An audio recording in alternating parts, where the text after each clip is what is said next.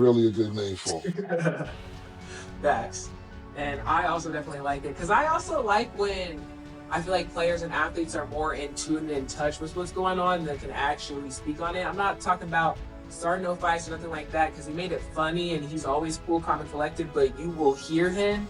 Versus some athletes, kind of like Tua, who went up there and was like, I don't know anything that anybody said on social media. Like, I'm not saying you should be worried about social media and what people are saying about you, but I think you should be in tune with what's happening. And I think KD embodies that, but then also can still perform well on the court and then can just hit different angles, which I think is important. But for some, it's not the same. Yo, listen, I had put up a clip on my Instagram of everybody who got injured in low tops on my Instagram. I had like 8 slides. And it was like Kyrie, there was a few people. I had KD in the slide. KD is the first comment, bro. I don't know how he got the first comment.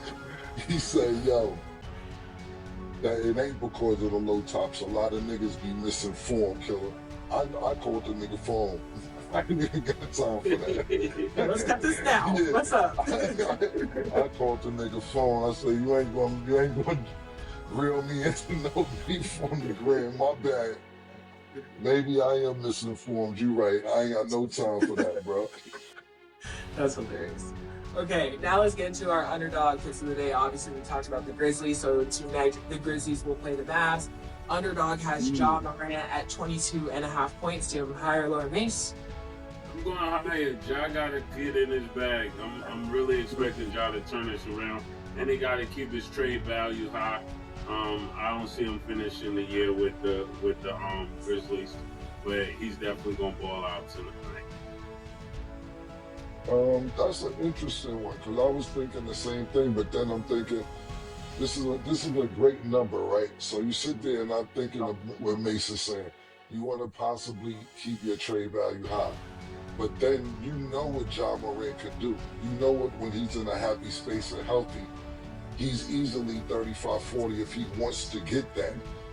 So do you not go out there and ball so the team don't want to keep you? Like, yo, y'all know what I do. I just can't do it with these niggas no more. So do you want to go out there and score 25, 35 points? Maybe, maybe not. Because if they see you explode, pause. Maybe we shouldn't get rid of this nigga. This nigga nasty. I'm going to go higher. But I'll just give it both sides of the equation as well. Okay. Jaren Jackson Jr. is at 18.5 points. Do higher or lower, Cam? We'll go higher. All right. Okay, and Cooper Flag is at 17.5 points. Do higher or lower, Mase? We'll go higher too. We'll go higher. Yeah, I'm going to go higher as well. Cooper's looking a little more comfortable as the season goes on. I see him catch an alley-oop if it goes up a day and he stood over a nigga and all that. Pause. He's getting more comfortable out there, so he should be averaging about 20 points in the next month or so. Okay. Make sure y'all download the Underdog app and you can make your picks too. So real quick, before we go to break, just because we were on the conversation of John, now I'm curious. In a perfect world, right, what team would y'all want to see Ja play on? Man, I think for me, Ja Morant at the Lakers would be crazy. Ja at the Lakers would be crazy. Any city that brings that energy, I could. Let me even take back the Lakers. If you had Ja in New York, Ja in New York would be crazy. Somewhere where he can get the kind of media he deserves for that kind of talent. And so I think he really would thrive on the East Coast. Any East Coast team, you can put him on any East Coast team. And I think he turns up amazingly on that team. But I would go to Knicks. What else team on the East Coast? Indiana. What else team? Brooklyn. Brooklyn will love Ja. The whole city will love Ja. I mean, you could just pick a bunch of teams. There's probably like 8 teams Ja would do well. I'm not sure exactly. Right now, the one that comes to the top of my brain is just because the situations aren't working out, I need the place is Atlanta. Outside of that, I'm not sure. You have to realize as big as a personality, Ja is, and Mase is right, he would thrive in a big market. But when you think about them teams, you already got Jalen Brunson in New York, you got Luka Doncic in LA, you got LeBron in LA, and you don't want him coming disturbing chemistry that's with a winning team already. Especially the Knicks. Like when you got the Knicks right now, and they're not playing the best basketball, but they're not playing bad. They're 4-2, I believe, if I'm not mistaken. But you get that in the locker room. John's very what's the word I'm looking for?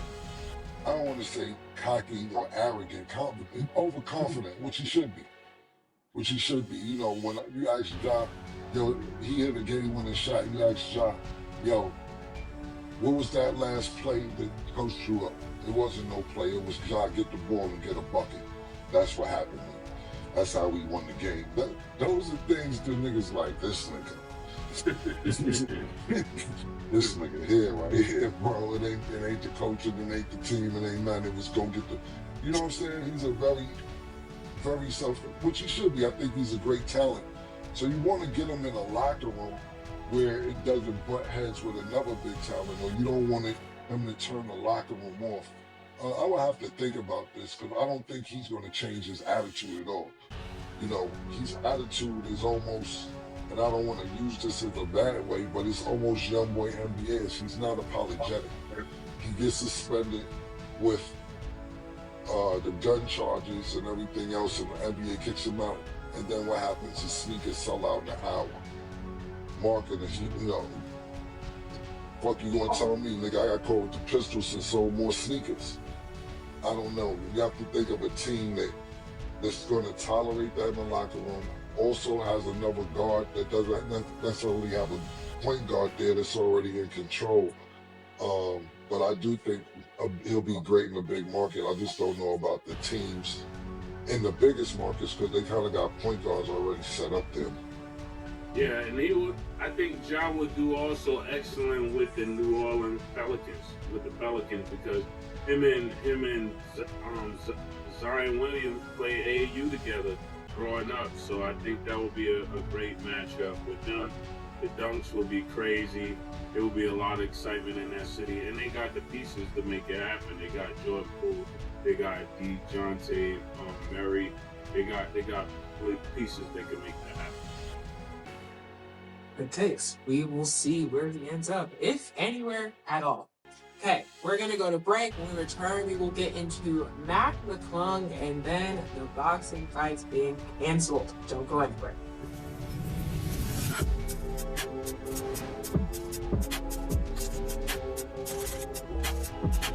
Martin Luther King Jr. will be alive today if Tua was the shooter.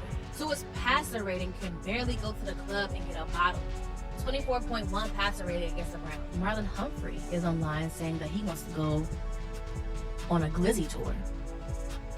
He wants to go to 50 states and try 50 blocks. It's going to be challenging for A.J. Brown. He typically stands outside the numbers a lot, and that's where PS2 thrives. CeeDee Lamb said this is one of the best offenses he's been a part of. And as much as I hate to say it, I can see why he says that. I just said all these positive things about the Cowboys makes me want to know about it. So I know it's taboo to put your hands on your kids. I know. But I had to whoop your son the other day. When I evaluate rookies, the best thing I can always say about the ones that are doing the best, they understand pass protection. Pass pro is where you see some rookies struggle. He's not doing that. I'm like, what I'm saying. The Mavs Grizzlies game, but the Mavs announced the starting lineup for their game against the Pelicans.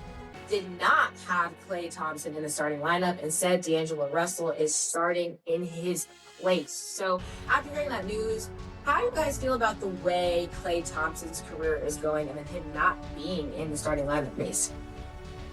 Man, I think when it comes to Klay Thompson, they're going to blame it all on Megan Thee Stallion. You know how this goes. People always look for somebody to blame. I think he's just at the tail end of his career.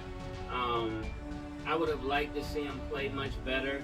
I have very high hopes for Klay Thompson on Dallas, being one of my favorite players, as well as going to one of my favorite organizations. You know, I got a lot of teams that I like, but him being at Dallas, I was expecting him to ball out. I thought But with Kyrie not there, I can see a lot of reasons why he's not thriving the way he could. But it's no excuse. He's a professional. He's a 3-time NBA champion. Might be four. Is it 4 or 3? Four. Yeah, he's a 4-time NBA champion. And somebody like Klay, you just expect to play a little bit better. But I'm not surprised that they benched him because, you know, you can't have him out there stinking it up, especially not in the D. And he's walking around with one of the hottest women from the state of Texas. So you just got to play better. But I could definitely see them trying to blame it on Megan Thee Stallion.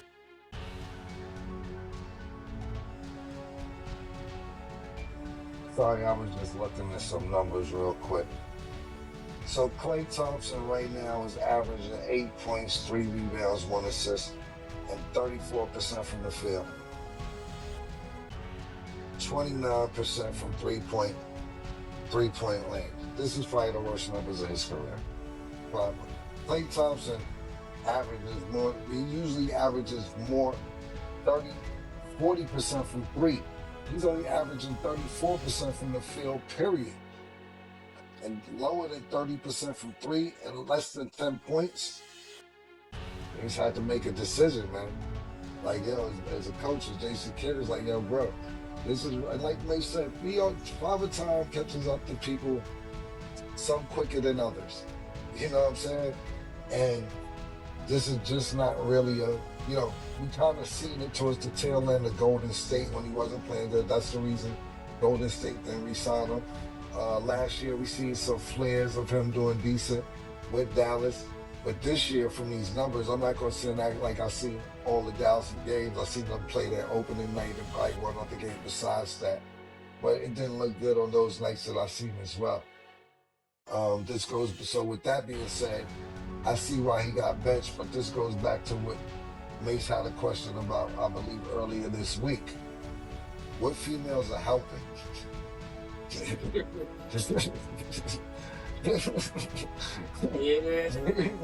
I need to make a list. I need to make a list. Yeah, you gotta pay attention to this. Cause there's some people that guys flourish with. It's some guys that they get this girl in their life and their career just take off. It doesn't matter if it's music. Like I think about a young lady I was with when I was writing all those smash hits. That was 2 girls that made all those records. Then I got with another girl and I couldn't get the same storyline. You know, and the same thing is true with some of these ball players. You see them balling out, they go with this other girl and it's like all downhill. I can name probably like 8 basketball players, you'll be like, word. Like, and then you get with some girls and you just be winning. I think there's some truth to that. Well, see, this is the problem as well, right? And I think Mase is correct, 100% correct. But let's flip the other side of the coin. You got a girl that you with, and you're winning, not just winning shit. You're flourishing. You're one of the best players in the world. Everything, you know, fucking win championships, medals, all type of shit. And then she wants to go on podcasts and talk about she's not happy with her role, and like talking about nigga now he's winning too much. I'm tired of the gold medals. I'm tired of league MVPs. I'm tired of the finals championships coming to my house. I'm tired of hearing about he the best shooter in the world. Do you keep her around? Because you be like, long as this bitch around, pardon me, I won't call nobody wife and bitch, pardon that. As long as this female around, I'm winning. Maybe when I retire, I'll get rid of her. But right now, she's helping me win. When is it all gonna match up? When is everything when is it gonna match up? Yeah, that's a good one right there. Yeah. But it goes back to what I said earlier. Sometimes you don't get everything, you know? And sometimes you do. You know who I'm gonna give a shout out to? I'm gonna give a shout, and it ain't for everybody. It's a 1%. Mason's right. A lot of times you don't, but the 1%, the big shout out. I want to give the biggest shout out to, and it's not talked about this enough. Savannah James. Yeah. She gets the biggest credit out of anybody that I've known over the course of time. You've been with this man from the jump. You don't hear no nonsense about her. Yeah. Not only that, we sat there and watched them become kids, turn into parents, and watch their kids become great. I want to give a big shout out to that. Don't want to be too seen too much, not too much talking. When she is seen, is very classy. Savannah James needs to get more flowers than she probably already is getting.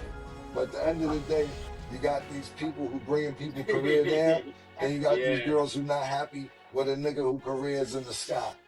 When is it all gonna put the piece together?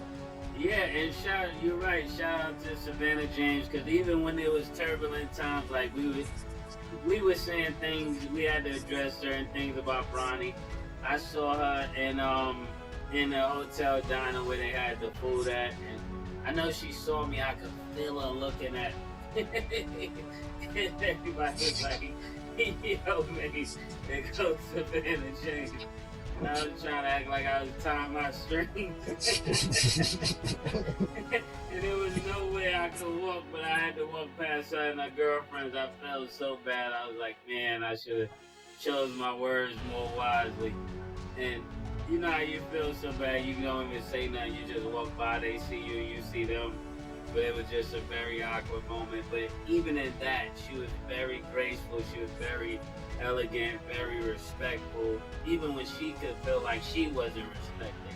So, double salute to Savannah James. I agree with that. I'm just gonna say too, I think Savannah James obviously does an amazing job in all aspects. And I think another thing that I still feel like is really important is also just keeping your things private. They can work on things, they can talk about things. I don't know why when like one little thing goes wrong, some people are just so quick to bring it, like especially relationship aspects of light to the internet. Because like Mase said earlier in the week, I forgot what we were talking about. The internet is not your friend.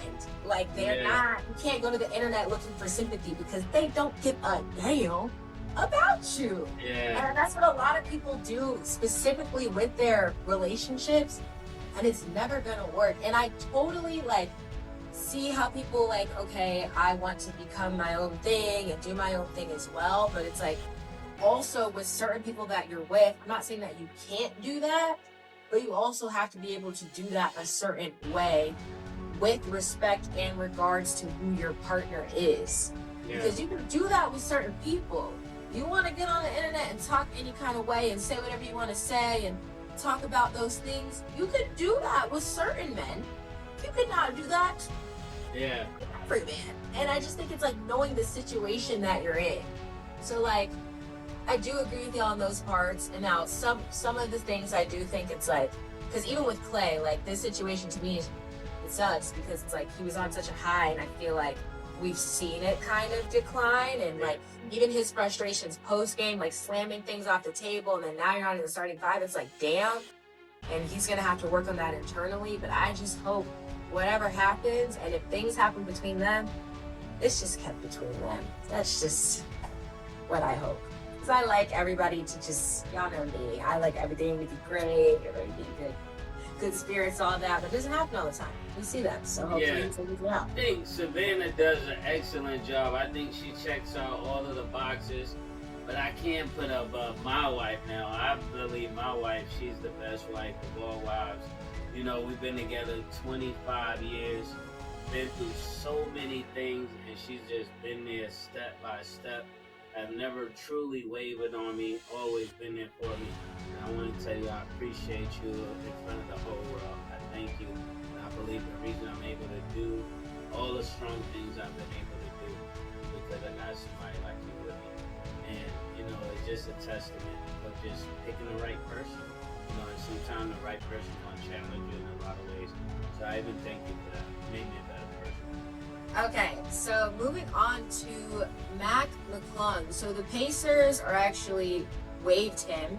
He's the reigning 3-time NBA dunk contest champion. He signed a multi-year, non-guaranteed contract with the Pacers not too long ago, literally the other week, and scored 6.3 points and 11.3 minutes per game over 3 contests. So Obviously, we always hear about his name when the dunk contest comes around, but how do you feel about him having so much impact on that, but not on an actual team in the NBA? What is your thoughts on that, Mase?